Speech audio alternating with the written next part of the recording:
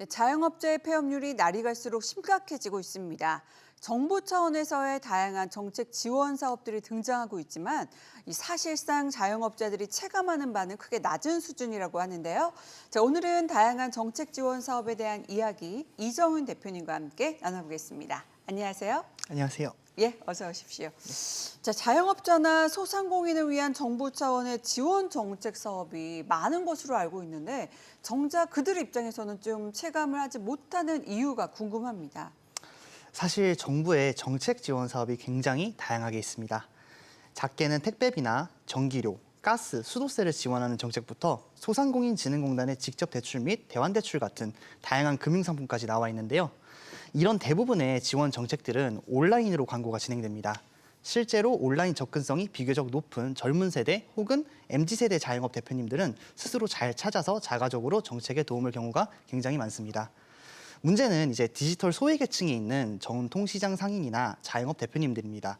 사실 이런 혜택이 있는지 존재 여부조차 모르시는 분들이 많고 실사 이제 뭐 정책을 알고 계신다 하더라도 공고 자체가 사실 이해하기 굉장히 어렵게 작성되어 있는 경우가 많습니다. 이런 경우는 알고도 못 받는 경우가 생기게 되는데요.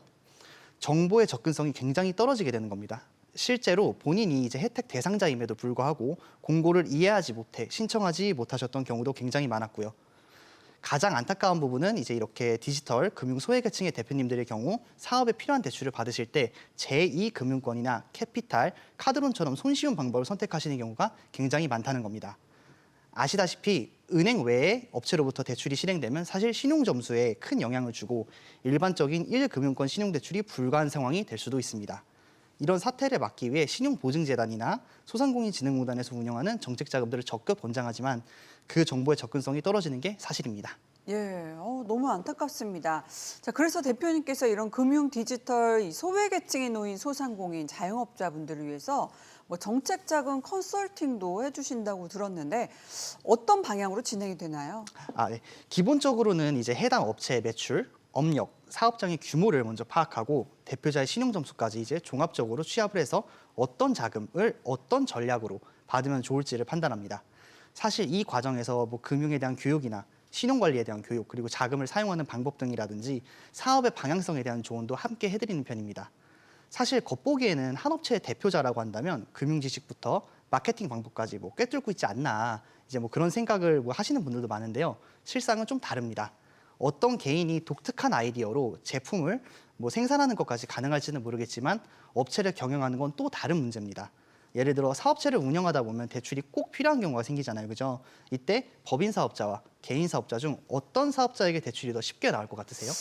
아무래도 법인 사업자가 좀 더 용이하지 않을까 싶긴 한데 보통 법인 사업체가 정책 자금이 잘 나온다더라 하는 낭설도 있고 또 이 법인이라는 이름이 주는 뭐 체계, 무게감이란 게 있어서 그렇지 않을까 싶은데요. 예, 대부분 이제 그렇게 예, 생각하시는 예. 경우가 많습니다.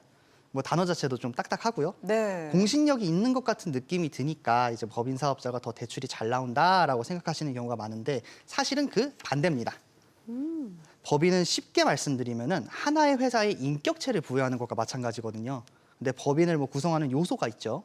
이사, 감사, 뭐 직원들 중에 한 사람이라도 뭐 회생 이력이나 뭐 대출 이력이 뭐 좀 많다면 대출 심사가 좀 보류가 될 수도 있고 그런데 많은 대표님들께서 이러한 부분을 잘 모르시고 무조건 법인이 더 좋다고만 생각을 하십니다.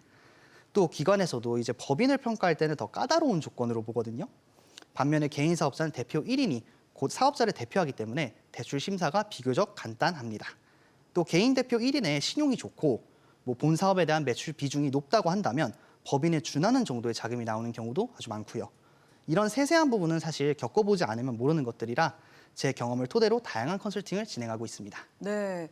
정부의 정책 지원의 경우에는 정말 아는 것임이다 이런 생각이 드는데 자, 그렇다면 앞으로 이 소상공인을 위한 정책 자금의 방향성은 어떻게 예측을 하실까요? 정책 자금이나 정부의 지원 정책은 분기마다 조금씩 다른 색을 띠면서 이제 변화를 하는데 방향성 자체를 딱 잘라서 말씀을 드리기는 어렵지만 조심스럽게 추측을 해보자면 코로나19로 이제 영업에 직격탄을 맞은 대표님들이 굉장히 많습니다. 그 후로 아직 매출이 이제 회복세를 되찾지 못한 경우도 굉장히 많고요. 때문에 앞으로의 정책 방향성은 빚 탕감 위주가 되지 않을까 전 그렇게 예측을 합니다.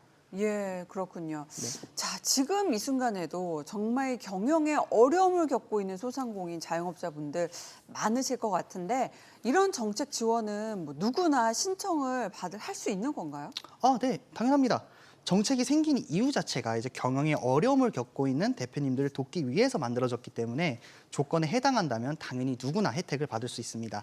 이 조건이라는 게 이제 뭐 크게 까다롭지는 않은데 매출액이나 상시 근로자 수, 업종 등의 요건을 보는 거거든요.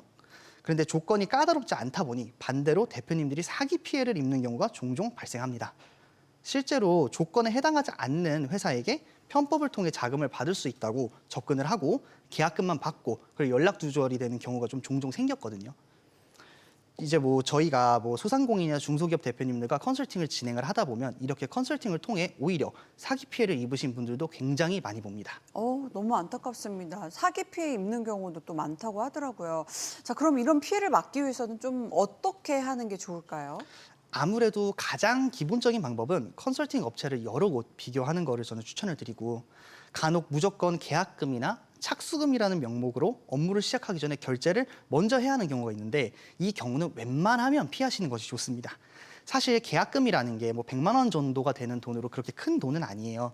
나중에 컨설팅 업체가 공중분해가 되고 뭐 사라지더라도 이 100만 원을 돌려받기 위해는 너무 많은 시간과 감정이 소모가 되기 때문에 대부분 대표님들이 그냥 포기를 하시는 경우가 굉장히 예. 많습니다.